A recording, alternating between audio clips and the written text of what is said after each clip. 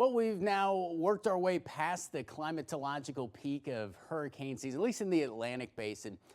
But it ain't over until it's over. We got a long way to go in this, and thankfully, we got a little help to get us there. Dr. Michael Brennan from the National Hurricane Center is joining us to talk about what to expect. Thanks for joining us this morning, Doctor. Yeah, great to be with you. Talk about, kind of the season so far as we kind of work our way through the second half of it. What should folks expect out there? Kind of think about like a state of the season so far.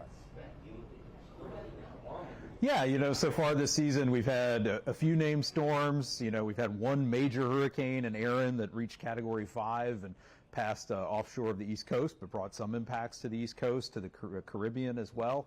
But overall, it's been a little quieter than average up to this point in the season by, one or two hurricanes, one or two named storms compared to typical activity. But there's a lot of season left. If you look at climatology, we're sort of right here around the peak. There's about 60% of the activity for the hurricane season occurs after this time. So we have a long way to go. And for folks watching in the United States, as we get later into the season, especially late September and October, the focus of activity shifts back into the western part of the basin, with systems tending to form in the Caribbean and the Gulf off the East Coast. So the risk for impacts in the western part of the basin can actually go up even as we get later into the hurricane season. So lots of time for people to still watch and pay attention and be ready all the way through November. And we recently had the 20th anniversary of Katrina last month, back in August, and we're coming up on the anniversary of Helene. Has this been a reflective time for your team, and how do you and your team take lessons from these storms in through the rest of this year? Yeah, I think we learn from every storm.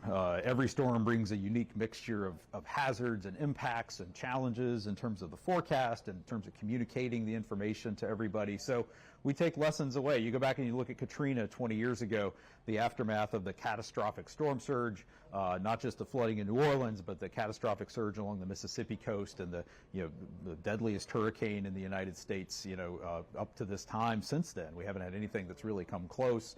And then Helene last year, with the emphasis not just on the freshwater flooding and the catastrophic rainfall flooding, especially in western North Carolina, but the wind impacts across portions of Georgia and South Carolina as well, making Helene the deadliest hurricane we've had in the continental U.S. since Katrina. So very different storms, very different ways the hazards played out. But if you look at what we've done since Katrina in terms of storm surge warnings and products and services to really address the risk of fatalities that come from that hazard, we've seen a big drop in storm surge mortality in this country, especially looking at 25 hurricane landfalls going back since 2017, and had less than 100 storm surge fatalities during that time. Is a big change to what we saw in that era leading up to and through the time of Katrina.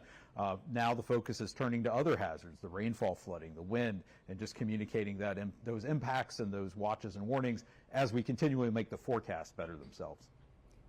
Dr. Michael Brennan with the National Hurricane Center, thanks as always for taking your time to talk with us. Good reminder not to get complacent here as we go throughout this season.